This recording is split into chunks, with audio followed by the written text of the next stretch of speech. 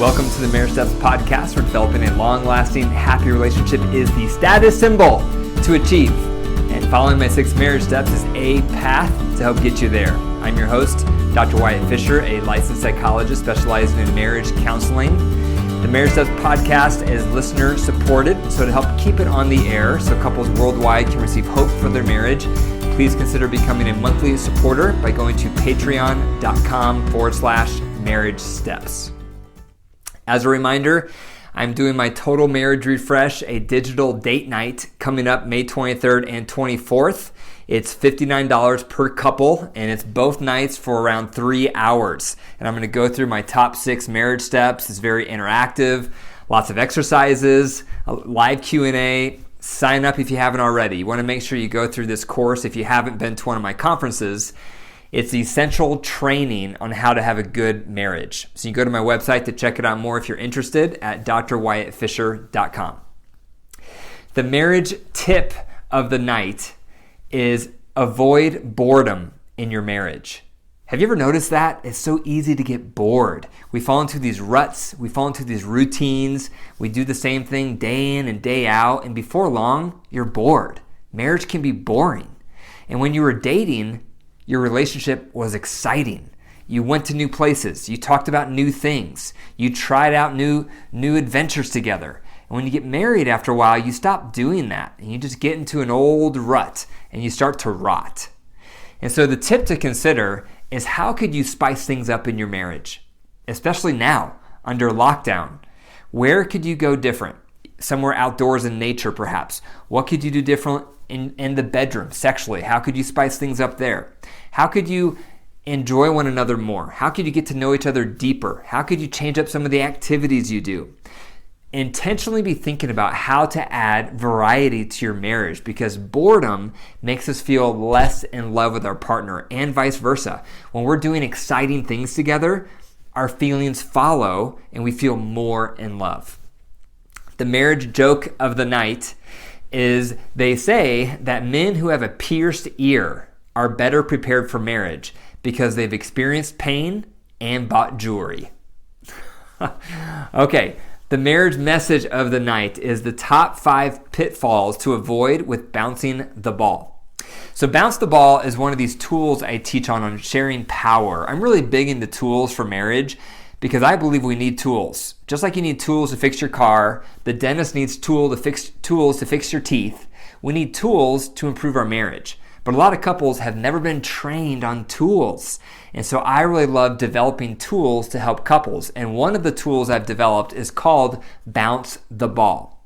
And what that does when couples follow it is it ensures that both spouses have an equal voice and they both feel like equal partners in the relationship.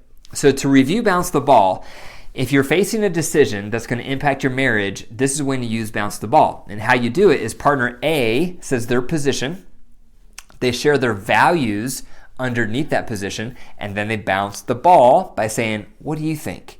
And then partner B does the same. Partner B shares their position on the topic, the values that are driving their position, and then they bounce the ball by saying, what do you think?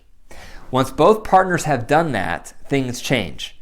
Because now partner A has to adjust their position by a few degrees to come closer to partner B.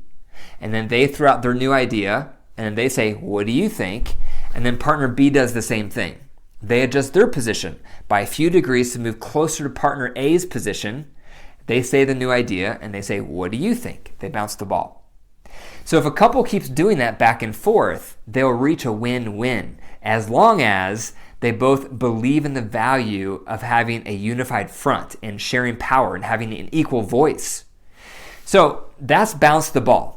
And right now with COVID, bouncing the ball is more important than ever. There's a lot of decisions you have to make as a couple that's going to impact your marriage on some level. So you need to learn to bounce the ball to share power.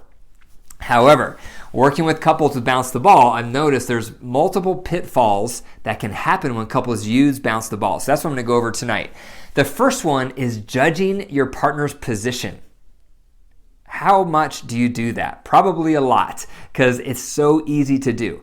So let's imagine your partner is sharing what they think on something, and you think in your mind, that is so stupid. That is so ridiculous. They're being so irrational. That's so extreme, etc., etc., etc. Whatever it is, you're judging their position. And most likely that comes out with what you say, that comes out with your nonverbals, and you start looking down on them and becoming contemptuous. Maybe you roll your eyes or you take a big sigh. You do something that's not respectful. Don't do that. That's a pitfall. When your partner is describing their position, you have to remove yourself from what you personally think about their position and learn to respect it, because it's going to be different than yours. You're different people. So that's the one pitfall. The second pitfall is interrupting your partner. When you're listening to their position, it's so easy to interrupt and interject and counter and try to rebuttal because you're disagreeing with what they're saying.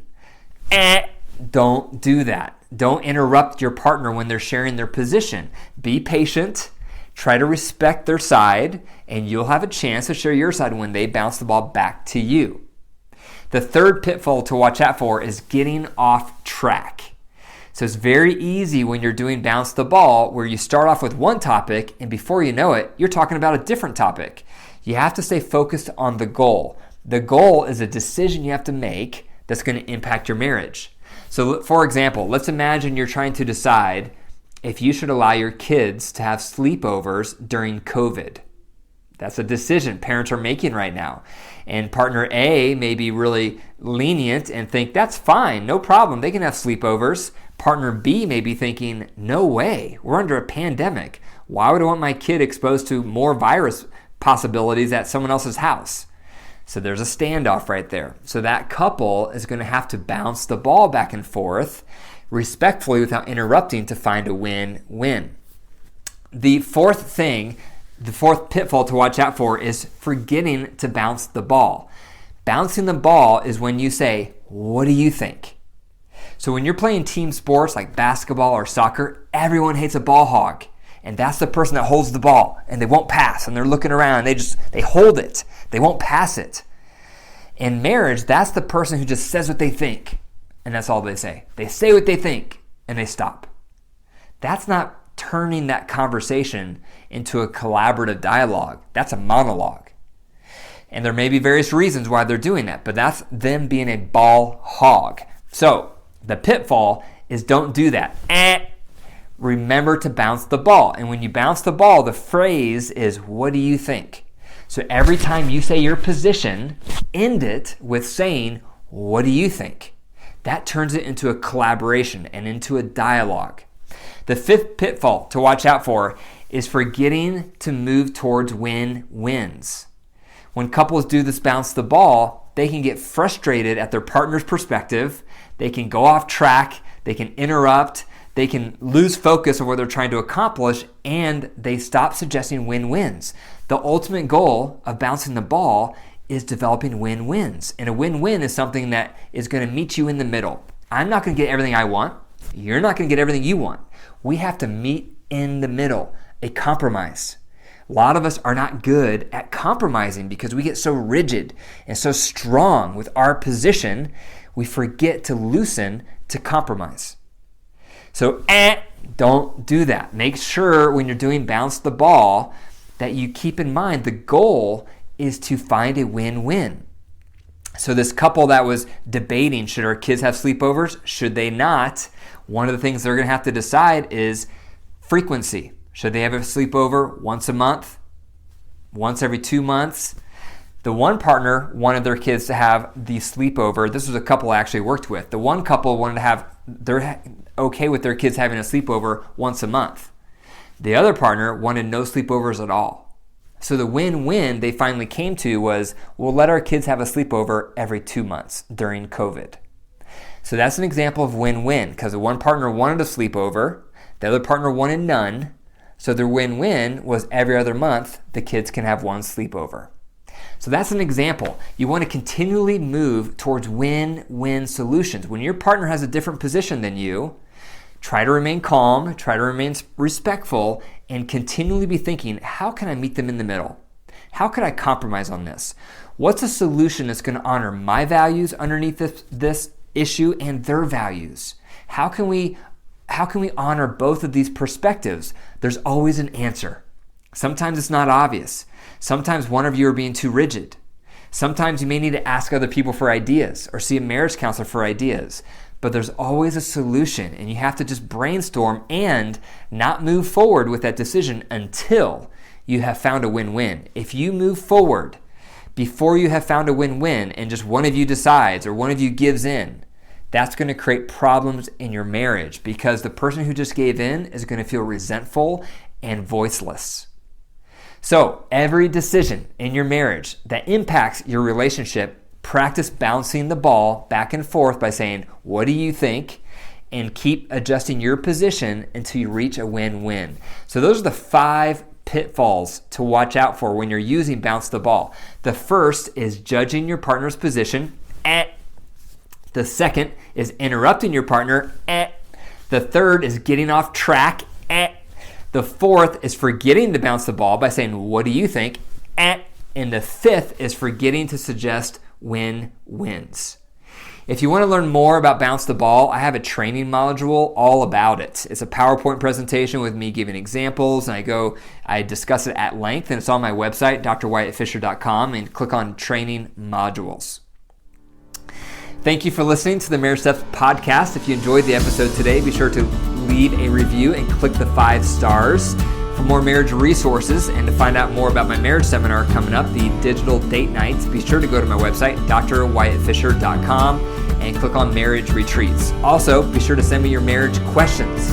You can send me them through Instagram, Facebook, or email me at info@drwyattfisher.com. And remember, your marriage is alive. So if you care for it and foster it and nurture it, it will grow. But if you neglect it, it will die. The choice is up to you. Take care.